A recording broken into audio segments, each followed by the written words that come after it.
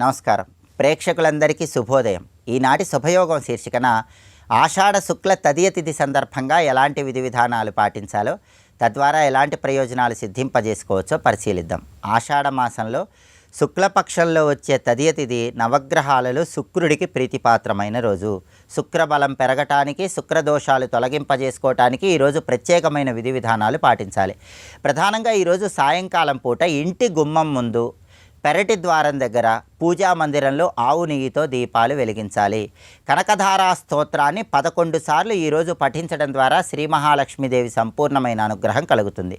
అలాగే ఆషాఢ శుక్ల తదియ తిథి సందర్భంగా శుక్రుడి బలం పెరగటానికి స్నానం చేసే నీటిలో కొద్దిగా పన్నీరు కలుపుకొని ఆ నీళ్లతో స్నానాన్ని ఆచరించాలి. అలాగే తెలుపు రంగు పుష్పాలు కొన్ని నీళ్లలో కలుపుకొని ఆ నీటితో స్నానం చేయాలి. స్నానం చేసిన తర్వాత నానబెట్టినటువంటి అలసందలు అంటే బొబ్బర్లు గోమాతకు ఆహారంగా తినిపించాలి. అలాగే ఈరోజు ప్రత్యేకమైన దానం ఇస్తే శుక్రబలాన్ని పెంపొందింపజేసుకోవచ్చు. ఒక అరటి ఆకు తీసుకొని ఆ అరటి ఆకులో 1 కేజీ బియ్యము, తెల్లటి వస్త్రాలు, కుంకుమ పువ్వు, జాజికాయ, పన్నీరు సీసా వీటన్నిటినీ ఉంచి మధ్యాహ్న సమయంలో ఎవరికైనా దానం ఇవ్వాలి. ఆషాఢ శుక్ల తదియ సందర్భంగా ఈ ప్రత్యేకమైన దానం ఇస్తే శుక్రబలం పెరుగుతుంది.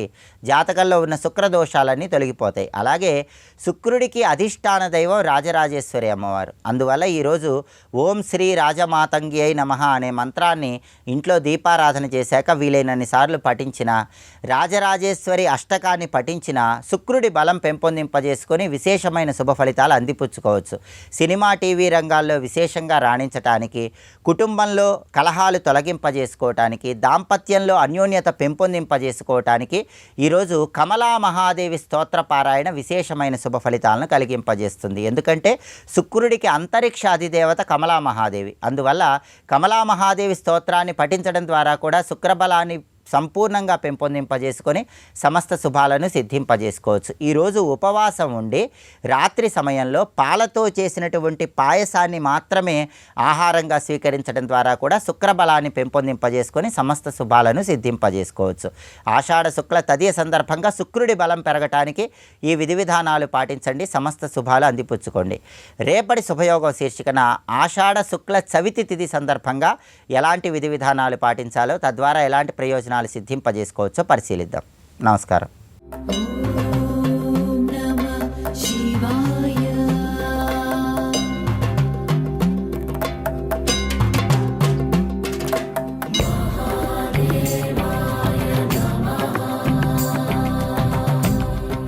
సంసారం ఒక జ్వాల అంటారు.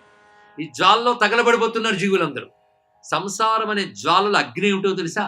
బాగా అద్భుతమైన ఉపమానం చెప్పాడు. కొందరు సంసారంలో తపన పడిపోతున్నాం, సంసారంలో తగలబడిపోతున్నాం, సంసారాగ్నికి దగ్ధమైపోతున్నాం అంటారే. సంసార అగ్ని, కానీ అగ్నిలో జ్వాల ఉండడం వల్ల కదా దగ్ధమవుతున్నాం. కానీ సంసారం అగ్నిలో జ్వాల అహంకారం. ఇది తెలుసుకుంటున్నాడు. అద్భుతమైన మాట చెప్పాడు. సంసారంలో జ్వాల అహంకారం, దానివల్ల దగ్ధమైపోతున్నాడు. ప్రతి వాడికి అహంకారం కొట్టేస్తుంది. ఇక్కడ తనకు తగ్గ గౌరవం రాలేదు, తనకిది రాలేదు, వీడితోనే చస్తూ ఉంటారు చివరి వరకు కూడా. దానితో ఆగ్రహాలు, రాగద్వేషాలు, కోపాలు, నన్నంటావా, ఇంకా మాటలు మానియడాలు, పంతాలు పట్టడాలు, మూతి తిప్పుకోవడాలు ఒకటేమిటి, ఇవన్నీ కూడా అహంకారం అనే జబ్బు యొక్క లక్షణములు తెలుసుకున్నాడు. దీన్ని పోగొట్టుకునే ప్రయత్నం ఏం జరిగిందని పోలేదే. అందుకు ఈశ్వరార్పణ బుద్ధి ఒకటి, నా వల్ల ఏమవుతుంది స్వామి అనుకోవడం ఒకటి ఉన్నట్లయితే ఇది క్రమంగా పోయే అవకాశం ఉంది. కానీ నా వల్ల సాధిస్తాను కానీ మరింత అహంకారం పెరగలేదు. ఇదంతా నా స్వానుభవంతో చెప్తున్నాను. ఏదో నరకంలో దెబ్బలు తింటే బుద్ధి వచ్చింది మహానుభావుడికి. అందుకే మరొక్క మారు ఈ శ్లోకం చదువుకుందాం. నపాపం బ్రహ్మహత్యాస్యా నపాపం గోవధ స్మృత దేహాభిమాన పాపస్య కళాం నార్హంతి షోడశి. నా అశ్వమేధ పరం పుణ్యం తులాదానాది సంభవం గో సహస్రాదిజం నిత్యం యథాహంకార వర్జితా. ఇంకో మాటలో చెప్తున్నాడు. వేల కొలది అశ్వమేధ యాగాలు, తులాదానాది వేదం చెప్పిన కర్మలు, గోదానాది సహస్రాలు, ఇవన్నీ కూడా అహంకారం విడిచిపెట్టడం అనే పుణ్యం ముందు చిన్నవే అన్నాడు. ఇక్కడ అక్కడ ఏం చెప్పాడు? అహంకారం అనే పాపం ముందు ఆ పాపాలు చాలా చిన్నవి, అహంకారం విడిచిపెట్టడం అనే పుణ్యం ముందు ఈ పుణ్యాలు చాలా చిన్నవి అన్నాడు. అంటే వేల కొలది దానాలు చేసిన, కోట్ల కొలది యజ్ఞాలు చేసిన ఆ పుణ్యం అంతా కూడా అహంకారం విడిచిపెట్టడం అనే పుణ్యం ముందు చిన్నవే అన్నాడు. అంటే అవన్నీ చెయ్యొచ్చు కానీ ఇది విడిచిపెట్టను. పైగా అవి చేయడం వల్ల మరో అహంకారం. ఎందుకంటే వేల యజ్ఞములు చేసిన వాడు అని విజిటింగ్ కార్డు వేసుకుంటాడు. అది వచ్చింది ప్రమాదం ఇక్కడ. ఇదంతా నేను చేసిందే, మళ్ళీ ఎక్కడ మర్చిపోతామని తాటికాయ అంత అక్షరాలు, అంతంత ఫోటోలు ఏమున్నాయి. అహంకారం పెంచింది అవంతా కూడా. ఇది అహంకారం పెంచుతుంది సుమా. అని అహంకారం విడిచిపెట్టడమే పుణ్యం, అహంకారం పెంచుకోవడమే పాపం. ఇది ఈ 2 వాక్యాలు గుర్తు తెలుసుకుంటే చాలు. కానీ పాపం అనగా ఏమిటి? దేహాభిమానమే పాపము. దేహాభిమానమగా ఈ దేహము, దానితో తెచ్చుకున్న పేరు, దాని నిర్వాకాలు చూసి గర్వపడడమే. అందుకే నేను గర్వపర్వతమారూఢ. ఎంతంటే కొండెక్కించేసారా అందరూ. మరి నన్ను కొండెక్కించకండి అయ్యా అంటుంటారు కొంతమంది. కొండెక్కడం అంటే గర్వం అనే కొండెక్కడం. అక్కడెక్కితే పడితే ఉంటుంది, చిదిగిపోవడమే కింద పడితే. అదే గర్వపర్వతమారూఢ. గర్వపర్వతాన్ని ఎక్కి కింద పడిపోయాను. పైగా ఇది ఏం చేస్తుందంటే అహం ధీరో వ్రతీశాంత, అహం తపస్వి పుణ్యాత్మ జితేంద్రియ గణస్త్వహం సాధయిష్యే పరంపదం. అది ఆ జన్మలోనే నేను తపస్విని, నేను పుణ్యాత్ముణ్ణి, నేను జితేంద్రియుణ్ణి, నేను ధీరుణ్ణి, నేను వ్రతిని. అంటే నేను చేసిన తపస్సులు ఎవడు చేయలేడు. నేను శాంత స్వభావం, దేన్నైనా సాధిస్తాను అని మనస్యభిమతి కృత్వా త్యక్త్వా భ్రాతరమాత్మన అని అహంకరించి అన్నని విడిచిపెట్టి అన్న పట్ల హేళన భావంతో నేనుండి చివరికి ఈ పరిస్థితికి వచ్చానయ్యా. పాపం పశ్చాత్తాపడ్డావు, కాశీనామస్మరణ చేసావు. ఎప్పుడైతే నీకు సులువు తెలిసిపోయిందో కాశీనామస్మరణ వల్ల నరకయాతను ఉండనప్పుడు నువ్వు నరకం నుండి ప్రయోజనం ఏముంది? నిన్ను బాగా హింసించి నువ్వు బాధపడితే కదా మాకు కూడా ప్రయోజనం. ఇప్పుడు నీకు హింస లేదు, బాధ లేదు, కాబట్టి అయిపోయింది నీ అనుభవం, ఇంకా వెళ్ళిపో. నువ్వు తర్వాత జన్మ నీకు కొల్హాపుర క్షేత్రంలో ఉత్తమమైనటువంటి వేదవేత్తగా జన్మిస్తావు. అక్కడికి చేరుకున్నా. అది తర్వాత జన్మలో ధర్మరాజాజ్ఞయా జాతో విప్ర కోలాపురే శుభే తత్పుణ్య ప్రాప సర్వాత్మ గతో వారాణసీం పురీం. ఆ జన్మలో అతడు కొంతకాలం అయ్యేటప్పటికల్లా పురాకృత వాసన బలం చేత వారాణసి మహిమ తెలుసుకుని వారాణసిని చేరుకున్నాడు. ఎక్కడికి చేరుకుని చేసేటంటే ఏంటో ప్రేరేపిస్తాయండి. ఆ ప్రేరణ వల్ల తిన్నగా ఎక్కడికి వెళ్ళాడంటే వారణాసికి వచ్చి సుశర్మణ సుతసోత సర్వాత్మ శివభక్తిమాన్. ఆ జన్మలో శివభక్తి వచ్చింది. ఎందుకంటే అది వచ్చిందో తరించిపోతాడు, నీకేమీ సందేహం లేదు. ఇక్కడ ఆ శివభక్తితో ధర్మేశ్వర ప్రసాదేన ప్రాప్త కాశీంతు అవిముక్తిదం, అవిముక్త క్షేత్రమైనటువంటి ఆ క్షేత్రానికి చేరుకుని అహంకారాది దోషానాం నాశకర్త్రీం రుణామిహ. కనుక కాశీ అహంకారాది దోషాల్ని పోగొట్టున్నది. ఇది తెలుసుకోవాలి. ఇక్కడ కాశీకి వచ్చి పోగొట్టుకోవాల్సింది ఏమిటి? అహంకారం. కాశీలో ఏదైనా విడిచిపెట్టాలంటూ ఉంటారు. ఇక్కడ అది ఒకటి ఉన్నది. విడిచిపెట్టడాలంటే గయలో శ్రాద్ధకర్మ చేసినప్పుడు వాళ్ళ పూర్వీకులను ఉద్దేశించి ఒక శాఖం, ఒక ఫలం విడిచిపెడతాం. కాశీలో కూడా విశ్వేశ్వరునికి అర్పణంగా ఏదైనా విడిచిపెడితే పుణ్య విశేషమని కాశీ రాష్ట్రాలు చెప్పాడు. ఏదో ఒకటి త్యాగం. ఈ త్యాగం విషయ త్యాగం వైపు తీసుకెడుతుంది. త్యాగే నైకి అమృతత్వ మానసు, అందుకు ఉదాహరణ. అందుకని ఏది విడిచిపెట్టాడో వాడు జీవితాంతం దాన్ని గుర్తు తెచ్చుకుంటూ ఉంటాడు. పైగా వాళ్ళు ఆవిడ చెప్తూ ఉంటుంది తొందరపడి విడిచిపెట్టేశారండి అని. ఇక్కడ ఇంకా అదే బాధ. నిజంగా విడిచిపెట్టాడంటే స్మరణలో ఉండిపోయింది, దానికి తినేస్తే బాధ లేదు. కనుక ఈ విడిచిపెట్టడం అంటే విడిచిపెట్టచ్చు. ఒక్క వస్తువునైనా విడిచిపెట్టడం నేర్చుకోగలిగితే అది గొప్ప త్యాగం అండి. నిజం, దానికి ఒక ఫలితం ఉంది, అది పుణ్య విశేషం. కొందరు వీటిని హాస్యంగా తీసేసుకుని చెప్తూ ఉంటారు, కానీ వాటికి ఒక ఫలితం ఉంది. బతుకులో నీకు ఇష్టమైన ఒక వస్తువును విడిచిపెట్టు, అంతే కదా.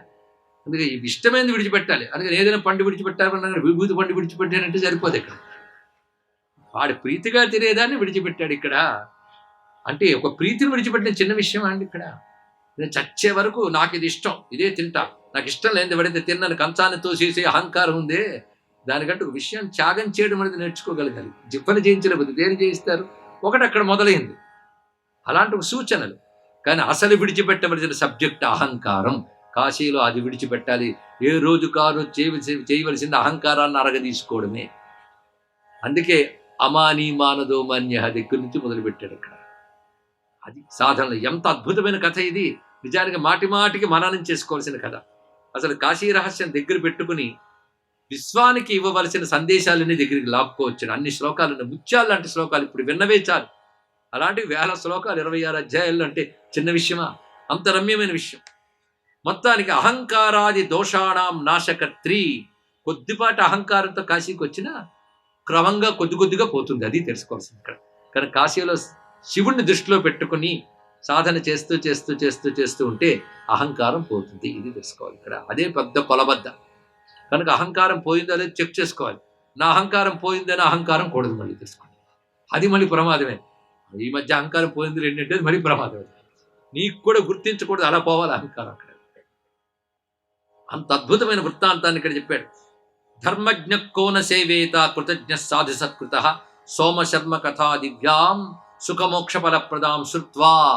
ఇప్పుడు విన్న ఈ సోమశర్మ కథ వింటే చాలయ్యా పాపాలు పోతాయి అని వేదధర్ముడు అతి పవిత్రమైన కథని చెప్పాడు. ఈ కథలో ఎన్ని మర్మములు చెప్పాడంటే, కాశీకి ఆ శక్తి ఉన్నది అంటే నీకు చేసిన వాటికి సిద్ధిని ఇస్తూనే చిత్తాన్ని సంస్కరిస్తుంది. అది గొప్ప విషయం. ఎందుకంటే చేసిన వాటికి భోగములు ఇచ్చేస్తే అయిపోలేదు, చిత్తాన్ని సంస్కరించగలగాలి. ఆ చిత్త సంస్కారం చేయగలిగిన క్షేత్రం కాశీ. ఎందుకంటే కాశీకి వచ్చే వరకు ఏ పాపమో చేసో అయిపోయింది. కాశీకి వచ్చి పాపం చేయలేదు కనుక ఇదివరకటి పాపాలు మళ్ళీ తీసుకొచ్చి వాటిని తవితీయడు. ఇక్కడికి వచ్చి పాపం చేయలేదు కదా, చాలు నాకు. ఎంత దయామయుడండి. ఇన్ని జన్మల నుంచి ఈ జన్మలో ఇక్కడ కాశీకి వచ్చే వరకు చేసిన పాపాలని మైనిచ్చేసాడంటే ఎంత దయాస్వరూపుడు ఆ విశ్వేశ్వరుడు. ఇక్కడికి వచ్చి జాగ్రత్తగా ఉంటాను కానీ మానవుడిని కదయ్యా, కొంచెం ఏదో వచ్చేస్తుంటాయి. బాధపడ్డావా, సరే తెలిసి చెయ్యకు. ఒకవేళ చేసినా కొంచెం పశ్చాత్తపడి శివ క్షమించను, ఆయన తొలగించుతాడు, చిత్త సంస్కారం కలిగిస్తాడు, క్రమంగా అహంకార రాహిత్యం స్థితిస్తాడు. అహంకారం లేని వాడికి ఏది అంటదు, తెలుసుకుంటే చాలు. అహంకారం లేని వాడికి ఏది అంటదు. స్వస్తి.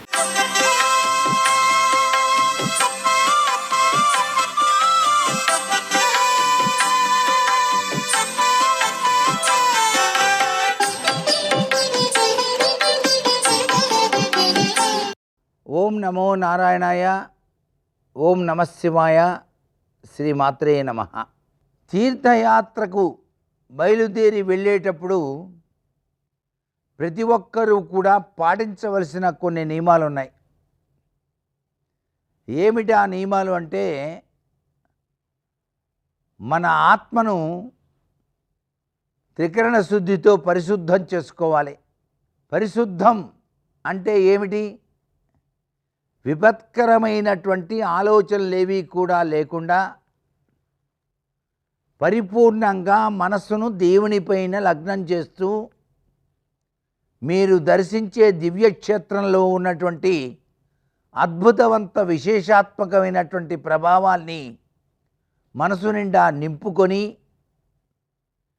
చక్కగా తీర్థయాత్రకు బయలుదేరాలి. తీర్థయాత్రకు వెళ్ళిన తరువాత అక్కడ ఉన్నటువంటి పుష్కరిణిలో పవిత్ర స్నానాల్ని ఆచరించాలి. పుష్కరిణిలో పుణ్యస్నానం చేయటం చేత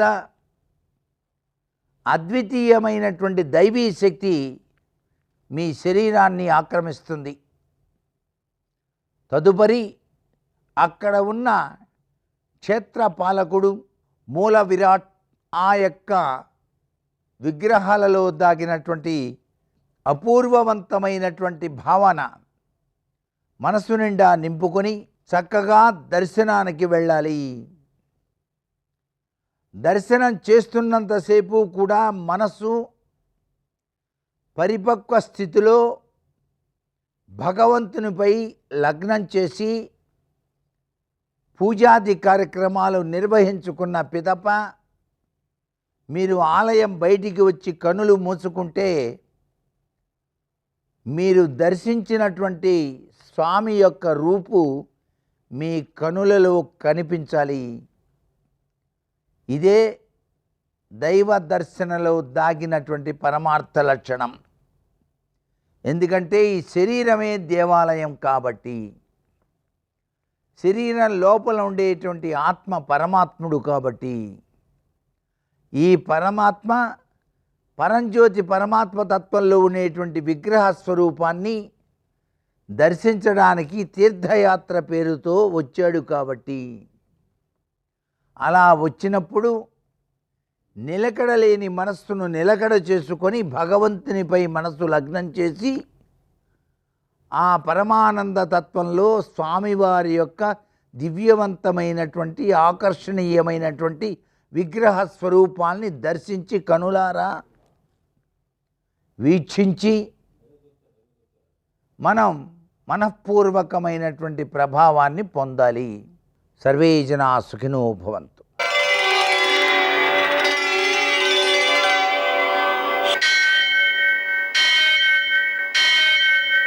సహస్రశీరుషం దేవం విశ్వాక్షం విశ్వశంభువం విశ్వం నారాయణం దేవమక్షరం పరమం పదం విశ్వతః పరమాం నిత్యం విశ్వం నారాయణగుం హరిం విశ్వమేవేదం పురుషస్తద్విశ్వముపజీవతి పతిం విశ్వస్యాత్మేశ్వరం శాశ్వతం శివమచ్యుతం నారాయణం మహాజ్ఞేయం విశ్వాత్మానం పరాయణం శౌర్యమథేందురింద్రపదవీ సన్మంగళం మంగళం. పద్మావతే ప్రణయలాలితముగ్ధదేహ శ్రీ వెంకటేశరుణమోచనమస్తు మహ్యం. నేటి కాలమాన విశేషాలను గమనిద్దాం. స్వస్తి శ్రీ చాంద్రమాన విశ్వావసనామ సంవత్సరం దక్షిణాయనం, కొన్ని పంచాంగాలలో ఉత్తరాయణం, గ్రీష్మ ఋతువు ఆషాఢమాసం, శుక్లపక్షం, శనివారం. సూర్యోదయం 5:48, సూర్యాస్తమయం 6:50. తిథి తదియ ఉదయం 9:57 వరకు. నక్షత్రం పుష్యమి ఉదయం 6:36 వరకు. వర్జం రాత్రి 7:23 నుంచి 8:59 వరకు. దుర్ముహూర్తం ఉదయం 5:48 నుంచి 7:32 వరకు. అమృతకాలం తెల్లవారుజామున 4:58 వరకు. రాహుకాలం శనివారం కాబట్టి ఉదయం 9 నుంచి 10:30 వరకు. అష్టగౌర్గ రీత్యా శుభప్రదమైనటువంటి సమయం ఉదయం 11 గంటలకి. నేటి విశేషం శనివారం ప్రదోషం. శనివారం కాబట్టి ఉదయం 1/2 కేజీ నల్ల నువ్వులతో పూజ చేయడం, 1.5 కేజీ నువ్వుల నూనెతో అభిషేకం చేయడం, ఆవులకు ఆ నూనెలో పసుపు రాసి ఒళ్ళంతా పట్టించడం, నువ్వులను ఆహారంగా సమర్పించడం, ఆంజనేయ స్వామి పూజించడం, హనుమాన్ చాలీసా పారాయణ చేయడం, ప్రదక్షిణాలు చేయడం, అప్పాలు నివేదన చేయడం, వెంకటేశ్వర దీపారాధన చేయడం, ఇవన్నీ కూడా సకల గ్రహ దోషాలను తొలగిస్తాయి. సాయంకాలపు వేళ మళ్ళీ ప్రదోష సమయంలో సూర్యాస్తమయం నుంచి 1:12 సమయంలో 1/2 కేజీ నల్ల నువ్వులతో పూజ చేసి ఆవులకు సమర్పించుకోవడం ద్వారా గ్రహ దోషాలు తొలగిపోతాయి. నేటి ఆణిముత్యాలు.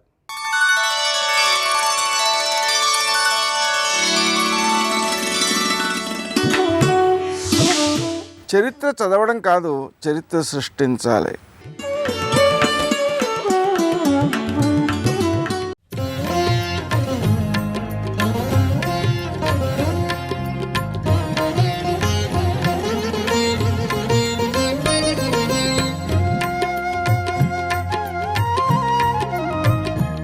మనుష్యుడు సర్వోత్కృష్ట ప్రాణి అవడానికి 84 లక్షల జీవరాశులలో పరమేశ్వరుడు ఏ ప్రాణికి ఇవ్వనంత ఒక అద్భుతమైనటువంటి పరికరాన్ని ఒకదాన్ని ఒక్క మనుష్య ప్రాణికే ఇచ్చాడు. అదే స్వరపీఠిక. ఆ స్వరపీఠికని పరమేశ్వరుడు కంఠంలో మనుష్యునకు అమర్చినటువంటి కారణం చేత మనం మాట్లాడగలుగుతున్నాం. అనేకమైనటువంటి మాటలు మాట్లాడతాం భావ వ్యక్తీకరణ కొరకు. ఈ మాటలన్నీ కూడా ఒక్క మనుష్య ప్రాణికే సంభవం. ఇతర ప్రాణులు అన్ని మాటలు మాట్లాడలేవు. ఈ మాట మాట్లాడగలగడం అనేటటువంటిది 83,99,999 జీవులకు లేదు. ఒక్క మనుష్య ప్రాణికి మాత్రమే ఉన్నది. ఆ ఒక్క మాటని అడ్డుపెట్టి ఎంత బాధలో ఉన్నవారిని దుఃఖంలోంచి ఉపశమనం కల్పించవచ్చు, ఎంత సంతోషంగా ఉన్నవారిని జీవితాంతం మరిచిపోనంత బాధ కల్పించవచ్చు. ఒక్క మాట చేత ప్రశాంతంగా ఉన్నటువంటి స్థితిని అతలాకుతలం చేయొచ్చు. ఒక్క మాట చేత అతలాకుతలమైనటువంటి స్థితిలో ఉన్నటువంటి సమాజాన్ని ప్రశాంతంగా ఉండేటట్టుగా చేయవచ్చు. మాట కొన్ని కోట్ల శతఘ్నుల కన్నా శక్తివంతమైంది. మాట చేతనే తరించిపోవచ్చు, మాట చేతనే నశించిపోవచ్చు. ఒక్క రామనామం నాలుక మీద నర్తిస్తే ఆ నామం నర్తించిన కారణం చేత సమస్త పాపముల నుండి వినిర్ముక్తుడు కావచ్చు. అందుకే మహానుభావుడు దూర్జటి కాళహస్తీశ్వర శతకం చేస్తూ పవి పుష్పం బగు అగ్ని మంచగు ఆకూపారం భూమిస్థలం బగు శత్రుండతిమిత్రుడవు విషము దివ్యాహారమౌ నిన్నగా అవనీమండలి లోపలం శివ శివేచ్ఛాభాషణోల్లాసకిన్ శివా నీ నామము సర్వవస్యకరమౌ శ్రీకాళహస్తీశ్వర అంటాడు. భగవంతుని యొక్క నామము సర్వకాల సర్వావస్థల యందు అవసరమే. ఒక మంత్రం చెయ్యడానికి అంగన్యాస కరన్యాసాలు, కాళ్ళు చేతులు కదపకుండా కూర్చుని చెయ్యవలసిన అవసరం ఉంటాయి. అదే ఒక భగవన్నామం చెప్పడానికి ఏ అవస్థలోనైనా చెప్పచ్చు. హరునకు అవ్విభీషణునకు అద్రిజకున్ తిరుమంత్రరాజమై కరికి నహల్యకున్ ద్రుపదకన్యకు నార్తి హరించు చుట్టమై బరగిన ఇట్టిని పతితపావన నామము నాదు జిహ్వపై నిరంతరము నటింపచేయుమిక దాశరథి కరుణాపయోనిధి అని అడుగుతాడు గోపరాజు గారు. రామా, మీ దివ్యమైనటువంటి నామాన్ని నా నాలుక మీద నర్తింపచేయండి అంటాడు. ఆ ఒక్క నామాన్ని పట్టుకుని భగవన్నామాన్ని సంతతం జపించినటువంటి కారణం చేత సమస్త పాపముల నుండి విడుదలై పరమేశ్వరుణ్ణి చేరగలడు. భగవన్నామము అంత గొప్పది. ఆ భగవన్నామాన్ని ఉచ్చరించగలిగినటువంటి స్థితి ఒక్క మనుష్య ప్రాణికే ఉంది. అందుకే శాస్త్రంలో అన్నిటికన్నా ఎక్కువ పరాకు చెప్పింది, ఎక్కువ జాగ్రత్త వహించమని చెప్పింది మాట విషయంలోనే. జిహ్వాగ్రే వర్తతే లక్ష్మి, జిహ్వాగ్రే మిత్రబాంధవా, జిహ్వాగ్రే బంధనం ప్రాప్తి, జిహ్వాగ్రే మరణం ధ్రువం. ఆ నాలుక చివరి నుంచి వచ్చేటటువంటి మాటల వలన లక్ష్మీ కటాక్షం కలుగుతుంది, బంధువులు కలుగుతారు, కీర్తి కలుగుతుంది, ఎందరో స్నేహితులు ఏర్పడతారు. మాట్లాడకూడని మాట నోటి వెంట వచ్చినటువంటి కారణం చేత కారాగృహంలో ప్రవేశించవలసి ఉంటుంది. నోటి వెంట రాకూడని మాట వచ్చినటువంటి కారణం చేత ఒక్కొక్క సమయంలో శరీరాన్ని విడిచిపెట్టవలసి ఉంటుంది. అంత శక్తివంతమైనటువంటి సాధనము మాట. బల్జేపల్లి వారు మాట గురించి చెప్తూ ఒక మాట అంటారు, కడుపున్ రంపపు కోత కోయునదియే గాయాలు కాకుండినన్నంటారు. ఒక వ్యక్తిని పడుకోబెట్టి రంపం తీసుకొచ్చి కడుపు మీద పెట్టి అటు ఇటు నిలబడి కూసినా సరే అంత బాధ కలగదు. అనకూడనటువంటి మాట ఒక్క మాట ఒక వ్యక్తినంటే ఆ వ్యక్తి అంత నొచ్చుకుంటాడు. పైకి గాయాలు కనపడకుండా మనసుని అంత బాధింపచేయగలదు మాట. అసలు ఆ వాక్కు యొక్క వైభవమే శ్రీరామాయణము. నేను మీతో తరచుగా మనవి చేశాను, శ్రీరామాయణము మనుష్యుని యొక్క కథ. అందుకే వాల్మీకి మహర్షి ఈ కాలమునందు 16 గుణములు కలిగిన మనుష్యుడెవరు అని అడిగాడు నారద మహర్షిని. కోన్వస్మిన్ సాంప్రదం లోకే గుణవాన్ కశ్చ వీర్యవాన్ ధర్మజ్ఞశ్చ కృతజ్ఞశ్చ సత్యవాక్యో దృఢవ్రతః చారిత్రేణ చ కో యుక్తః సర్వభూతేషు కో హితః విద్వాన్ కః కస్సమర్థశ్చ కస్యైక ప్రియదర్శనః ఆత్మవాన్ కో జితక్రోధో ద్యుతిమాన్ కో ననసూయకః కస్య బిభ్యతి దేవాశ్చ జాతరోషస్య సంయుగే అని అడిగాడు. 16 పరిపూర్ణమైన గుణములు కలిగినటువంటి మనుష్యుడెవరు అని అడిగితే శ్రీరామాయణం వచ్చింది. శ్రీరామాయణం మాట యొక్క వైభవం ఎంత గొప్పదో చెప్పినటువంటి కథ. మనుష్యునకు మాత్రమే మాట ఉంది. ఆ మాట దేన్నైనా తీసుకొస్తుంది, ఆ మాట దేన్నైనా పోగొడుతుంది. అందుకే ఆ మాట వైభవం ఎంత గొప్పదో మనకి చూపించింది. సర్వం శ్రీ ఉమామహేశ్వర పరబ్రహ్మార్పణమస్తు. స్వస్తి.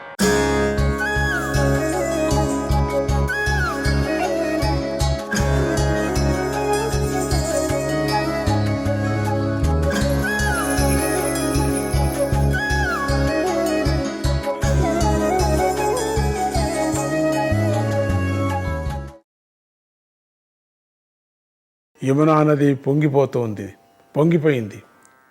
చాలా చోట్ల పిడుగులు ధ్వనులకే ఆవులు దూడలు భయపడిపోయాయి. కళ్ళు తెంపుకొని పరిగెత్తుతూ ఉన్నాయి. కట్లన్నీ తెంపుకున్నాయి. కళ్ళన్నీ బయటకు వచ్చేసాయి. అన్ని కట్లు తెంపేసుకొని అటు పాటు భయపడి పరిగెత్తిపోతున్నాయి. ఆ పిడుగు పాట్లకు కొన్ని చోట్ల చెట్లు పశువులు కూడా నేలగూలిపోతున్నాయి. ఇలా కొంతసేపు అయ్యేసరికి ఇదేం విచిత్రమో, ఆవులు దూడలు అన్నీ కట్లు తెంపుకొని వానలో తడిసిపోతూ చలికి వణికిపోతూ కృష్ణుడి చుట్టూ చేరి దీనంగా అంబా అంబా అని అరవసాగాయి. వాటి వెనకాలే గోపాల బాలకులు కూడా చేతులు ఎత్తి అరుస్తూ, కృష్ణ కృష్ణ, ఈ గాలివాన దెబ్బకు మన గోశాలలే కాక మన నివాస గృహాలు కూడా కూలిపోతున్నాయి అని మొరబెట్టుకున్నారు. ఆ సన్నివేశాన్ని చూసేసరికి ఎప్పుడూ శాంతంగా నవ్వుతూ ఉండే శ్రీకృష్ణుడి ముఖం ఉగ్రంగా మారిపోయింది. అతడు కోపదేవతను తనలోకి ఆహ్వానించుకొని ఉచ్చస్వరంతో ఇలా అన్నాడు, భయపడకండి, మిమ్మల్ని రక్షించే ఉపాయం నాకు తోచింది. మీరందరూ చూస్తూ ఉండగానే మీకోసం నేను ఈ గోవర్ధన పర్వతాన్ని పెకలించి పైకెత్తి గొడుగులాగా పట్టుకుంటాను. నేను నా చేత్తోనే దాన్ని ఎన్నాళ్ళైనా సరే అలాగే మోస్తాను. మన గ్రామవాసులంతా తమ ఆవులను, దూడలను, ఎడ్లను, పిల్ల పాపలను అందరినీ తెచ్చుకొని ఈ పర్వతం కిందే నివాసంగా ఉండండి. ఆ దేవేంద్రుడు ఎన్నాళ్ళు వానను కురిపించగలడో మనము చూద్దామన్నాడు. ఇలా అంటూనే బాలకృష్ణుడు పరుగు పరుగున గోవర్ధన పర్వతం దగ్గరకు వెళ్ళి గడ్డివాము క్రిందికి చేతులు పెట్టి అట్లుగా గోవర్ధన పర్వతం క్రిందికి తన బుల్లి చేతులు రెండు చొప్పించి ఆశ్చర్యకరంగా ఆ పర్వతాన్ని పైకెత్తించాడు. అలా పైకెత్తుతోనే అటూ ఇటూ ఊగిపోతున్నటువంటి ఆ పర్వతం మధ్యలోకి నడిచి కేంద్ర బిందువు దగ్గర పట్టుకొని ఒంటి చేతితో ఆ పర్వతాన్ని పడిపోకుండా నిలబెట్టాడు. ఈ సంబరంలో ఆ పర్వతం మీద వదులుగా ఉన్నటువంటి కొన్ని శిఖరాలు రాతి గుట్టలుగా దొర్లి దగ్గరలో ఉన్న శలయేళ్లలోనూ చెరువుల్లోనూ పడ్డాయి. కొన్ని పెద్ద చెట్లు సమతౌల్యం దెబ్బతిని కూలిపోయాయి. ఇలా దొల్లి పడుతున్నటువంటి రాళ్ల చప్పుళ్ళు, పిడుగులు చప్పుళ్ళు కలిసి ఆ ప్రదేశమంతా దద్దరిల్లిపోయింది. ఇలా రాళ్ళు చెట్లు పడడంతో ఆ పర్వతంలో అక్కడక్కడ పేరుకున్నటువంటి రంగురంగుల మట్టి దిబ్బలు కరిగి శలయేళ్లలాగా ప్రవహిస్తుంటే ఆ పర్వతం నెత్తురు కక్కుకుంటుందేమో అన్నట్లుగా ఉందట. ఈ సందడికి ఆ కొండ గుహల్లోనూ కలుగుల్లోనూ దాక్కొని ఉన్న సర్ప బృందాలు మొదలైనవి బయటకు వచ్చి దిక్కుతోచక అటూ ఇటూ పరిగెత్తుతాయి. ఈలోగా బాలకృష్ణుడి యొక్క రూపము మహావృక్షం కంటే ఎత్తుగా పెరిగిపోయింది. ఆయన పర్వతాన్ని కేంద్ర బిందువు దగ్గర సుస్థిరంగా ధరించడం వల్ల క్రమంగా పర్వత చలనం ఆగిపోయింది. ఆ విధంగా పర్వతం తన చేతిలో స్థిరపడ్డాక కృష్ణుడు కిలకిల నవ్వుతూ తన మిత్రులందరూ గ్రామవాసులను బిగ్గరగా పిలుస్తూ ఇలా అన్నాడు, త్వరగా పరుగున రండి. ఇది మన కొత్త ఇల్లు, మీకోసం నేనే కట్టాను. ఎన్ని పిడుగులు పడ్డా కూడా పర్వాలేదు, ఎంత వాన కురిసినా ఈ ఇంటికి ఏమీ కాదు. దీని వైశాల్యం మన గ్రామం కంటే ఎక్కువ ఉంటుంది. ఇది మన పశువుల మందలను తోలుకు వచ్చేయండి, మన గడ్డి వాములను తరలించండి, మన ఇళ్ల సామాన్లన్నీ ఇక్కడికి చేర్చండి, తాత్కాలికంగా గుడారాలు వేయండి. మన ఊళ్ళో ఎలాంటి ఏర్పాట్లు ఉన్నాయో అలాంటి ఏర్పాట్లన్నీ ఈ కొండ కింద చేసుకోండి. మన గ్రామ నాయకులకు వారి గౌరవానికి తగ్గట్టుగా గుడారాలు వేయండి. ఇంతెందుకు, ఊరు మొత్తాన్ని పెకలించుకొని ఇక్కడికి తెచ్చినట్లుగా ఏర్పాట్లు చేయండి అన్నాడు. బృందావన గోపాలులు ఆశ్చర్యానికి అంతే లేదు, ఆనందానికి అవధే లేదు. నిమిషాలలో గోవర్ధన పర్వతం కింద కొత్త గ్రామం వెలిసినట్లు అయిపోయింది. కొండ మీద వర్షం కురుస్తూనే ఉంది. కొండ క్రింద పిల్ల పాపలతో సహా అందరూ సంతోషంగా జీవనం చేస్తూనే ఉన్నారు. అది పెద్ద ఊరైపోయింది లోపల. శ్రీకృష్ణుడు కొండ కింద మరో కొండను నిలబెట్టినట్లుగా అలా నిశ్చలంగా నిలబడే ఉన్నాడు. ఇలా 7 రాత్రులు గడిచిపోయాయి. పైన మేఘ బృందాలు మధ్యలో అదృశ్య రూపంలో సంచారం చేస్తున్న దేవేంద్రుడికి గుండెల్లో దడ మొదలైంది. క్రింద పర్వతాన్ని మోస్తున్నటువంటి శ్రీకృష్ణుడి స్వరూపాన్ని పరిశీలించేసరికి ఈయన సాక్షాత్ శ్రీమన్నారాయణుడే తప్ప మరొకడు కావటానికి వీలు లేదని మనసుకు నిశ్చయమైపోయింది. దాంతో వెంటనే దేవేంద్రుడు మేఘదూతలను, వాయుదేవతలను, ఉపసంహరించేసి తను స్వర్గలోకంలో తన ఏకాంత గృహానికి వెళ్ళి ఏం చేయాలా అని ఆలోచించసాగాడు. వర్షాలంతా ఆపేశాడు. పరిగెత్తి వెళ్ళాడు తన గృహానికి. యోచన చేస్తున్నాడు. ఈలోగా బృందావనం దగ్గర ఆకాశం నిర్మలమైపోయింది. సూర్యుడు మిలమిల మెరిశాడు. అడవిదారిలో తడి ఆరింది. గోపపాలకు నిర్భయంగా గోవర్ధన పర్వతపు సరిహద్దు దాటి ఆటలాడుకుంటున్నారు. శ్రీకృష్ణుడు వాతావరణాన్ని బాగా పరిశీలించి గోపాల బృందాలను మళ్ళీ తమ తమ స్వీయ గృహాలకు పంపించి గోవర్ధన పర్వతాన్ని మళ్ళీ యథాస్థానంలో నిలబెట్టేశాడు. ఇది గమనించిన దేవేంద్రుడు ఇప్పుడు శ్రీకృష్ణుడు ప్రశాంతంగానే ఉన్నాడని అర్థం చేసుకొని ఐరావతం గజం మీద ఎక్కి స్వయంగా శ్రీకృష్ణుని ముందర వాలాడు. దేవేంద్రుడు వచ్చేసరికి శ్రీకృష్ణుడు గోవర్ధన పర్వతం మీదే ఒక చర్య మీద ప్రశాంతంగా కూర్చొని ఉన్నాడు. దేవేంద్రుడు జాగ్రత్తగా పరిశీలించి చూశాడు. అక్కడ కూర్చున్నది మానవ బాలుడు కాదు, సాక్షాత్తుగా శ్రీ మహావిష్ణువే. ఆయన వెనకాల గరుక్మంతుడు అదృశ్య రూపంలో నిలబడి స్వామి మీద ఎండ పడుకోకుండా తన రెక్కలతో నీడను కల్పిస్తున్నాడు. అది గమనించిన దేవేంద్రుడు ఏనుగు మీద నుంచి క్రిందికి దిగి సిగ్గుతో తల వంచుకొని మెల్లగా బాలకృష్ణుడి దగ్గరకు వచ్చి తన కిరీటం స్వామి పాదాలకు తగిలేలాగా వంగి నమస్కరించి ఇలా విన్నవించాడు. కృష్ణ కృష్ణ గోపాల ఆనందవర్ధన, గోలోకంలోని గోదేవతలు, బ్రహ్మలోకంలోని బ్రహ్మ ఋషులు సందేశం పంపగా ఆ సందేశాన్ని నీకు విన్నవించటానికి నేను వచ్చాను. నువ్విప్పుడు ఆశ్చర్యకరమైన దివ్య క్రీడను చేసి చూపించావు.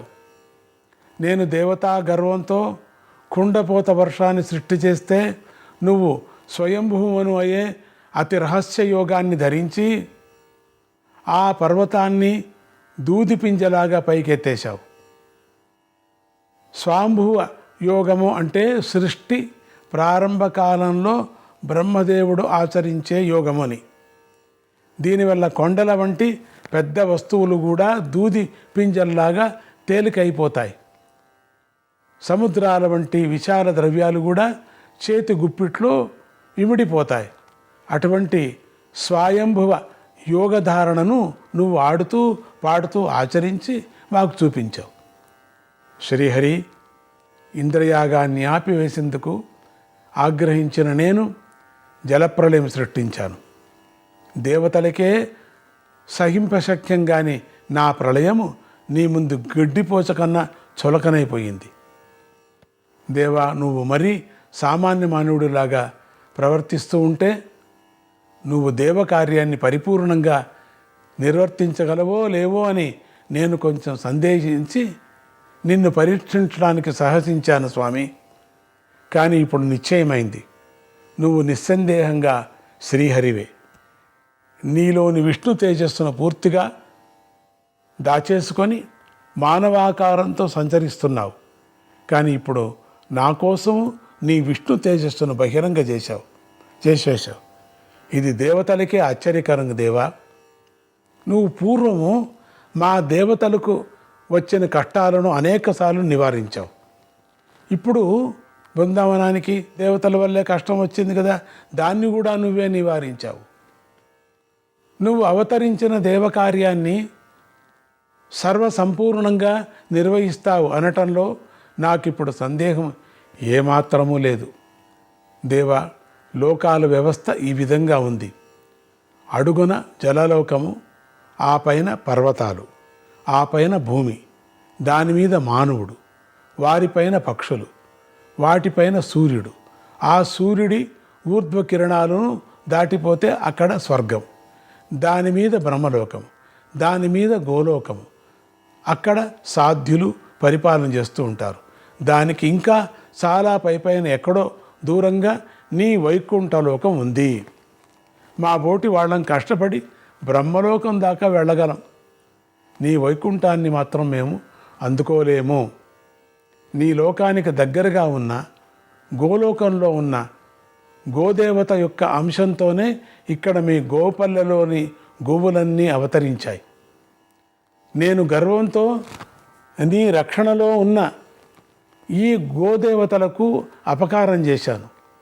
నువ్వు దాన్ని క్షమించి గోదేవతలు బ్రహ్మదేవుడు నా ద్వారా పంపిన సందేశాన్ని దయతో ఆలకించు.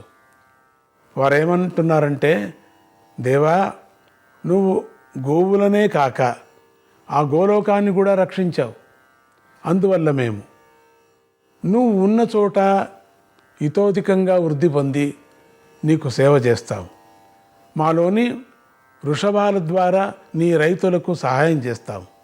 మాలోని గోమాతల ద్వారా నీ పరివారానికి పాలు అందిస్తాము. మా గోమమయం చేత నీ భార్య అయిన లక్ష్మీదేవికి తృప్తి కలిగిస్తాము. మా పాలలోని నేతి ద్వారా నువ్వు కోరిన దేవతలకు హవిస్సులు అందిస్తాము. దేవా, ఇవాళ నుంచి నువ్వు గోవులకే ఇంద్రుడవు. దేవేంద్రుడికి ఇంద్రత్వము దేవతల వరకే. ఆ దేవతల కన్నా పైన బ్రహ్మలోకం కంటే కూడా పైన ఉన్న గోలోకానికి నువ్వు ఇంద్రుడు అవుతున్నావు. అందుకు గుర్తుగా మేము పంపిన గోలోకపు గోక్షీరాల కుండలలో ఈ దేవేంద్రుడే స్వయంగా నీకు పట్టాభిషేకం చేస్తాడు. దయచేసి అంగీకరించు. ఈ అభిషేకం వల్ల నీకు గోవిందుడు అనే కొత్త పేరు వస్తుంది. దేవలోకంలోని దేవతలు నిన్ను గోవిందుడని ఉపేంద్రుడని కూడా పిలుస్తారు. దేవా, శ్రీకృష్ణ, ఇది గోదేవతల సందేశం. ఇక నా విన్నపం ఒకటి వినండి. మొత్తం 4 నెలలు వర్షాకాలం. ఈ 4 నెలలు నన్ను మానవులు పూజించడం ఒక ఆచారంగా వస్తుంది. ఇప్పుడు ఆ ఆచారం కొంచెం మారుగాక శ్రావణ భాద్రపదాలు 2 మాసాలు మాత్రమే మానవులు నన్ను పూజింతురుగాక. ఆశ్వీజ కార్తీకాలు రెండిటిలోనూ మానవులు నిన్నే పూజింతురుగాక. ఈ కార్తీక మాసంలోనే నువ్వు నిద్ర లేచే ఉత్తాన ఏకాదశి మహాపర్వం కూడా వస్తుంది. దేవా, ఇలా దేవేంద్రుణ్ణి ఉపేంద్రుణ్ణి కలిసి ఆరాధించే మానవులకు సమస్త శుభాలు లభించుగాక. వాళ్ళు న్యాయ మార్గాన్ని తప్పకుండా ఉందురుగాక అని అన్నాడు. దేవేంద్రుడు చెప్పిన ఈ సుదీర్ఘ సందేశాన్ని ప్రశాంతంగా అవతరించినటువంటి బాలకృష్ణుడు తన ఆమోదాన్ని తెలియజేస్తూ చిరునవ్వులు చిందించేశాడు. దీనికి సంతోషించిన దేవేంద్రుడు తను తీసుకొని వచ్చినటువంటి దివ్య ఘటాలను స్వయంగా పైకెత్తి శ్రీకృష్ణుడు నెత్తిన గోవిందా గోవిందా అంటూ క్షీరాభిషేకం చేశారు.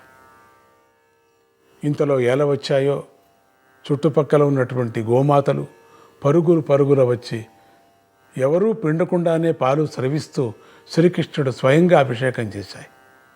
అది కాగానే ఆకాశంలో పోగుపడ్డ మేఘ దేవతలు సన్నని నీటి జల్లులతో గోవిందుడికి జలాభిషేకం చేశాయి. ఇది కాగానే ఆ పరిసర ప్రాంతంలోని చెట్లన్నీ వాటంతట వాటే కదిలి గోవిందుడి మీద పుష్పవృషం కురిపించాయి. ఆకాశంలో దేవతల మంగళవాద్యాలు మ్రోగాయి. ఆకాశం నుంచి బ్రహ్మర్షులు వేద పారాయణాలు వినిపించాయి. చుట్టుపక్కల పరిసర ప్రాంతాలన్నీ శుభశకునాలతో కళకళలాడాయి. ఈ విధంగా గోవిందాభిషేకం పూర్తి చేసిన దేవేంద్రుడు మళ్ళీ ఇలా విన్నవించాడు. నారాయణ నారాయణ హరే కృష్ణ. దేవా శ్రీకృష్ణ, నా విన్నపం మరొకటి ఉంది.